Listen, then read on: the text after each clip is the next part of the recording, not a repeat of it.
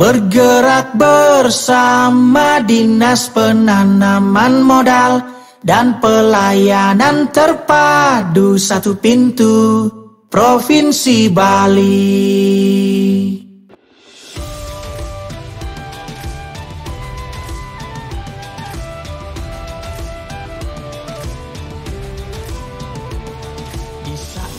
Om Swastiastu. Assalamualaikum warahmatullahi wabarakatuh. Salam sejahtera, Shalom, Namo Buddhaya, salam kebajikan, salam sehat untuk kita semua. Rahayu. Transparan dan pasti, dan tunggu apa lagi? Ayo satukan visi, namun sakir siloke. Seizin Bapak Hadis, atas perkenan Ida Sang Yang Widi Wasa, Tuhan Yang Maha Esa, rapat koordinasi penyelenggaraan perizinan berusaha, perizinan dan non perizinan pemerintah daerah kabupaten dan kota, pelaksanaan dekonsentrasi tugas dan wewenang gubernur sebagai wakil pemerintah pusat di Provinsi Bali pada hari ini 28 Maret 2023 resmi dibuka. Sekian dan terima kasih. Om Santi Santi Santi Om.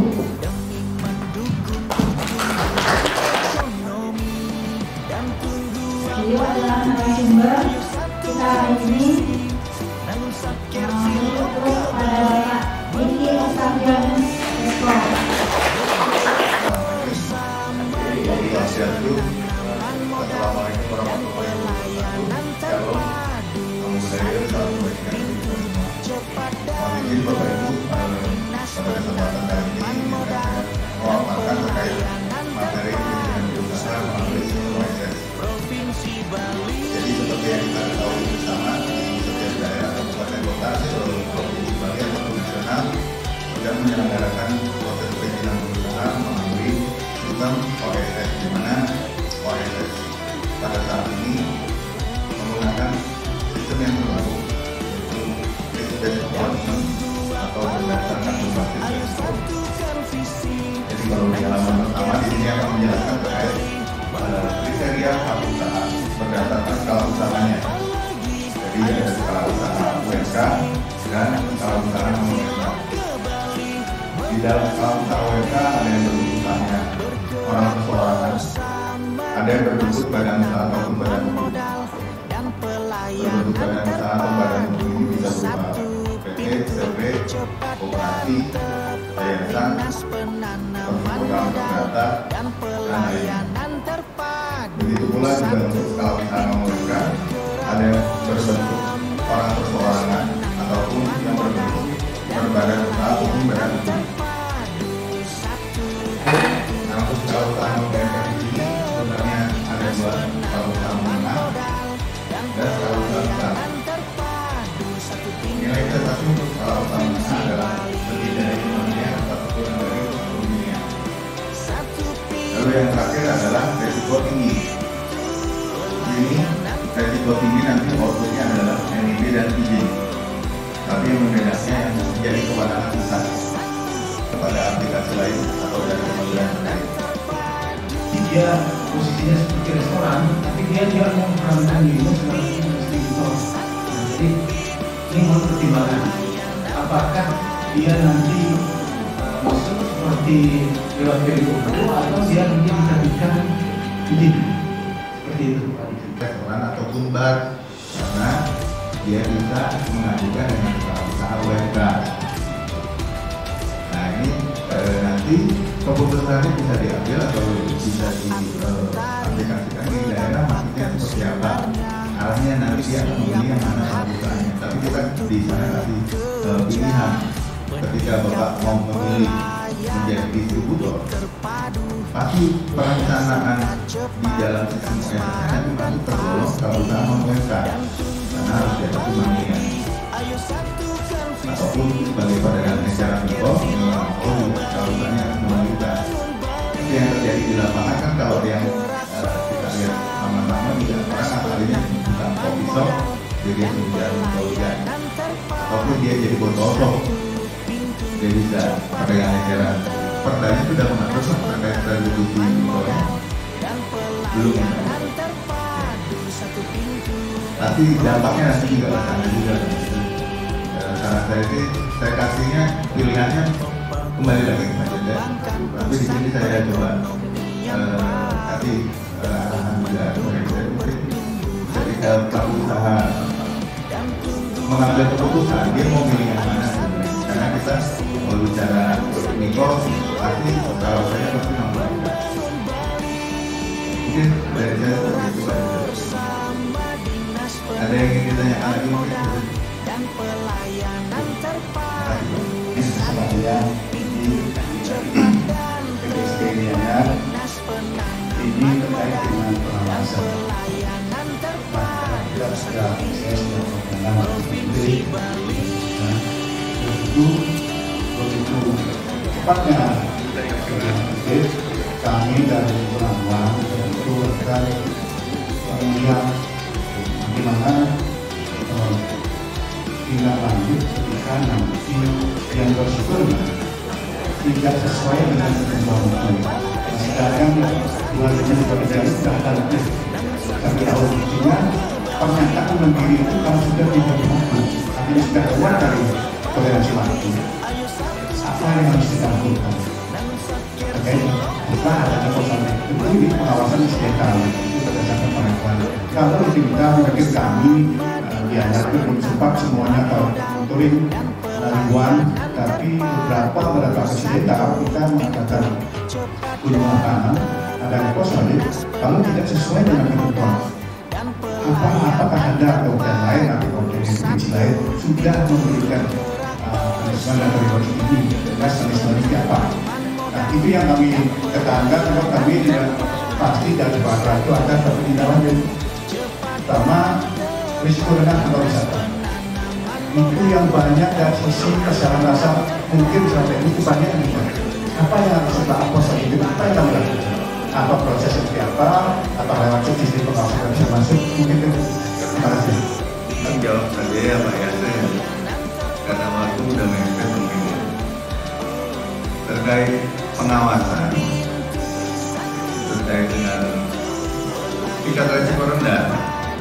Ini kan biasanya pelaksanaannya berdasarkan bahasanya pengawasan insidental ya, karena berdasarkan laporan atau aduan dimana nanti kita dari DPR-DPD contohnya kita ambil kemarin Pak ya, pertama kali BKPM uji coba sampling terkait pengawasan kepada perusahaan pengolahan ikan. Nah, di sana kita melakukan pengecekan itu menghabiskan waktu yang cukup lama juga, kurang lebih sekitar 5 jam. Nah, kita cek semua dari Kementerian Investasi, Kementerian Tenaga Kerja, Kementerian Kesehatan, lalu dan karena seringkali orang kita mau ya bagaimana mungkin saya sudah informasi ini Bapak bisa lihat Pak, ada KBRI. Nah di kolom perjalanan di sini Bapak ketika lihat misalnya Pak Budi betul-betul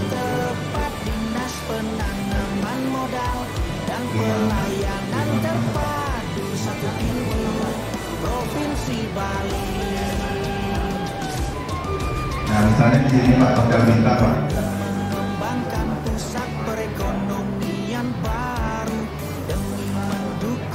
Nah di sini ada parameter terkait penentu dari tingkat resikonya Pak di ruang di sini sebenarnya kebetulan. Ketika melakukan Iki dan juga teman-teman semua, kita ketemu dan juga dengan teman-teman di DPPDSP Provinsi. Sekaligus sharing dari kami Bu, ini kami dari DPPDSP Provinsi Lumbung.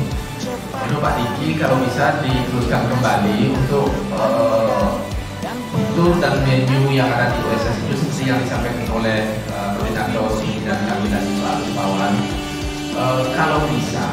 Kalau bisa risiko untuk minimarket khusus yang berjejaring seperti Alfamart, Indomaret kemarin pada saat Rakornas yang diadakan di hotel mana yang di Jakarta itu Ya, kan sudah diterima sama Pak Menteri dan staf ahli bahwa risiko untuk toko modern yang berjejaring itu akan risikonya dinaikkan sehingga tidak gampang masuk ke suatu daerah.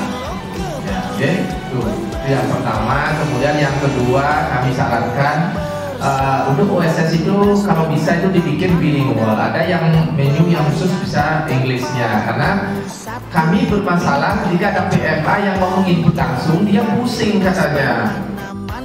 Semua sistem yang ada tidak bisa integrasi. Nah, artinya backup pun yang target kita itu sama. Kita mengejar target investasi, kita mengejar target kemudahan, kita mengejar target dari sisi semua daerah mampu mengejar target fasilitas yang standaris, mewah begitu ya. Mungkin itu dan Pak Diki yang bisa kami diskusikan. Mudah-mudahan pertemuan ini kita bisa sinergi karena apapun yang terjadi juga tetap membawa nama regional Bali. Mungkin itu Bapak dari itu waktu kami kembalikan. Sekarang pada saat ini karena tanggapan satu-satu itu tingkat resikonya rendah, jadi kan tidak bisa difungsikan lagi AMDAL itu. Pada saat tim dari LH turun, ada beberapa persyaratan AMDAL sebelumnya itu belum dipenuhi. Jadi pada saat LH bertemu dengan pemilik mall, jadi ada sebuah perdebatan Pak. Jadi LH tersebut menginstruksikan agar pemilik mall itu menambahkan KBRI konstruksi 42 ya Pak ya, 42 atau 41 ya Pak ya. Nah, tapi dalam OSS LDA kan sudah tidak berlaku lagi kan Pak. Bagaimana upaya kami di tengah-tengah antara pengeluaran perizinan sebelumnya, ada AMDAL yang belum terselesaikan, sementara pada saat ini di OSS LDA itu sudah tidak diperlukan lagi ya. Jadi apa yang harus kami lakukan Pak untuk memenuhi hal seperti ini, karena mall tersebut juga kondisinya cukup besar, karena kita lihat juga memang peruntukan AMDAL itu sangat penting sekali, dan kami sempat mengunjungi bagaimana pengolahan dampak lingkungan mereka karena berdekatan dengan sungai dan segala macam. Kiranya memang penting banget AMDAL, cuma di OSS LDA ini kan sudah tidak diperlukan lagi, jadi dari pihak pemilik juga tidak bakalan mau kan Pak untuk melanjutkan pekerjaan itu. Itu yang pertama Pak. Terkait dengan pemantauan dalam pelayanan maupun pengendalian perizinan berusaha berbasis resiko ini Pak, apa yang menjadi implementasinya Pak? Mungkin Bapak bisa memberikan kami gambaran agar pada saat kami turun melakukan pemantauan ataupun pengawasan itu kami benar-benar ada implementasinya. Gimana kita ini? Ada pengawasan mall, di mana seharusnya si pemilik usaha mall ini harus memiliki lingkungan berupa AMDAL ya. Ini dinas lingkungan hidupnya provinsi atau provinsi kan ya? Dari dinas lingkungan hidupnya menyarankan untuk menambahkan KBRI konstruksinya dan arahannya. Jadi ini mungkin perbedaan dari sudut pandang kita dari perizinan dengan orang dari kementerian lain, sektoral lain. Jadi dimana dia menginginkan si pelaku usaha yang akan melakukan mendapatkan dari konstruksi bangunan gedung perbelanjaan. Karena untuk KBRI tersebut resikonya biasanya kalau dari dinas lingkungan hidup provinsi Wigo biasanya bisa dan pelayanan terpadu satu pintu. Lalu terkait pemantauan pengawasan kalau nggak untuk pemantauan pengawasan kan kita sudah tahukan fokus yang saya tahu kalau ini dari provinsi kami telah membuat seperti itu, lalu kami datang di provinsi pengawasan di tahun ini kurang lebih 100 perusahaan. Jadi ada perusahaan